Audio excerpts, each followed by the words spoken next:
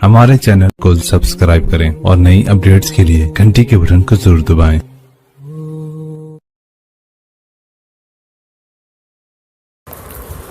बिस्मिल्लाहिर्रहमानिर्रहीम, अस्सलामु अलैकुम वरहमतुल्लाहि वबरकातुहू। नाज़रीन इकराम, आप देख रहे हैं ज़मज़म ग्राफी।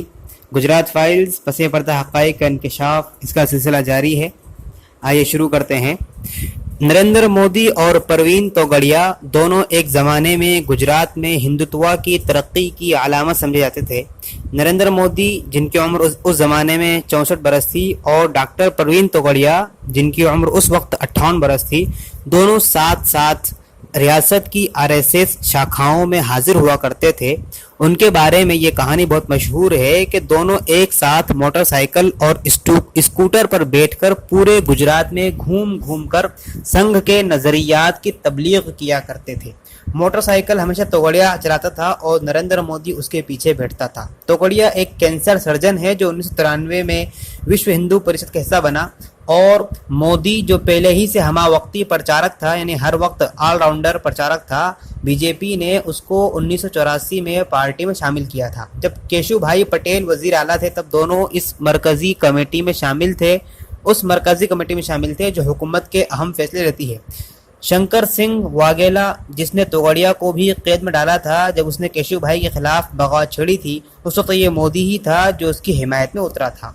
1995 से 2001 तक जब मोदी रियासत से तकरीबन जिला वतन कर दिया गया था, यानी तड़ी पार, और गुजरात में एक नाकाबिले कबूल शख्सियत बन चुका था, उन दिनों वो अपना ज़्यादातर वक्त वीएचपी के दफ्तर में गुजारता था, क्योंकि बीजेपी के दफ्तर में अब उसकी पजीराई, यानी उसकी अहमियत, उसकी इज्जत नहीं होती थी।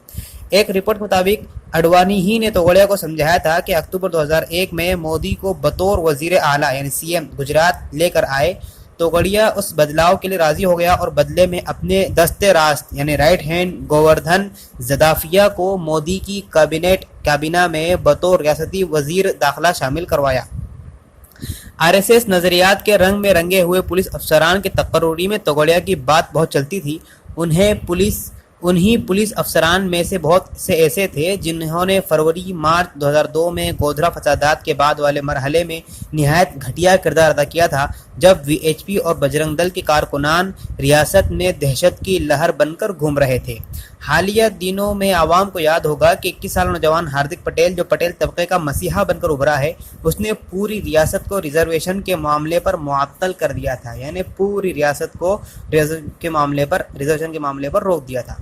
उसने बेनियाम तलवार हाथ में लेकर एक रिपोर्टर को मुखातब करते हुए ये कहा था कि क्या वो जानता है कि कितने हाथों को इसने काटा है। माना जा रहा है कि हार्दिक उन्हीं केशव भाई पटेल और तोगड़िया की पैदावार है जिन्हें बाद के दौर में मोदी ने गुजरात में किनारा कश कर दिया था। ये भी कहा जा रहा है कि हार्दिक सिर्फ एक मोहरा है जिसका इस्तेमाल गुजरात की मौजूदा वजीर आला और मोदी के करीबी तरीन हामी और बाइख्तियार शख्सियत आनंदीबेन को बेदखल करने के लिए किया जा रहा है।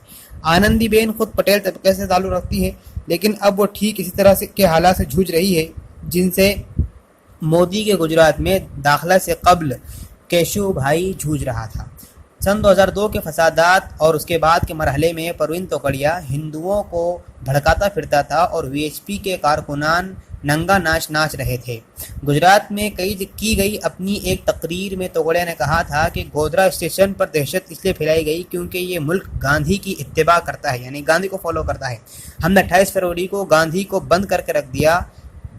अपने आप को दुरुस्त कर लो, यानी इसका जो निशाना है मुसलमानों की तरफ है, वो कह रहा है मुसलमानों अपने आप को दुरुस्त कर लो, वरना हम गांधी को हमेशा के लिए भूल जाएंगे। जब तक हम गांधी के फ़लसफ़े आदम तशद्दुद पर, अहिंसा पर अमल करते रहेंगे और मुसलमानों के सामने झुकते रहेंगे, तब तक दहशतगर्दी का खात्मा नहीं हो सकता।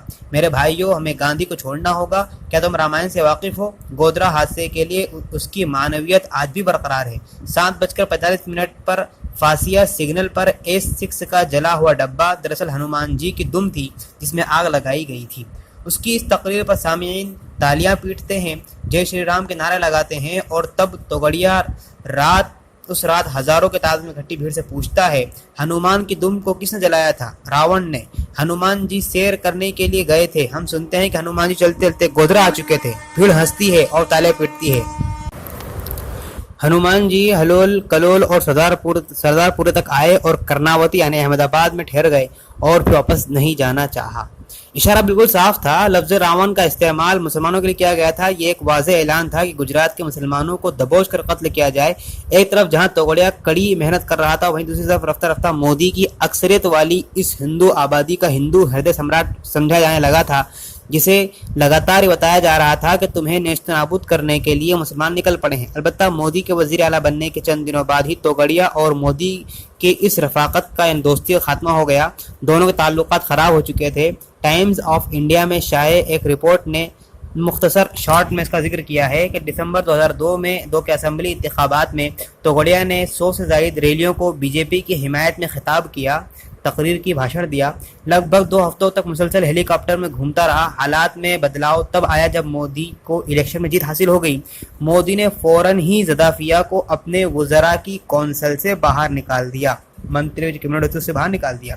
ये बात तोगड़िया के लिए वाज़ेह इशारा थी कि सरकार में अब उसकी मुदाखलत की ज़रूरत नहीं रही। तोगड़िया और संघ परिवार की दीगर जमातों के साथ सलाह मशवरा का अमल रुक गया।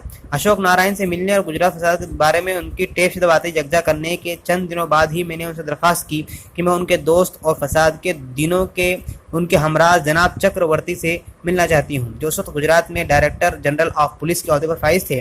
मुझे चक्रवर्ती के रोल का पता चला था तब पता चला जब नारायण और उसकी बीवी बार बार ये जिक्र करते थे कि किस तरह से नारायण के इकलौते दोस्त चक्रवर्ती ने उन बुरे दिनों में नारायण की ज़िंदगी को कदरे आसान बनाए रखा। ये उस वक्त की बात है जब अक्सर पुलिस अफसरान ने मोदी जत्थे के खातिर अपनी अखलाकी जिम्मेदारी समझौता कर लिया था।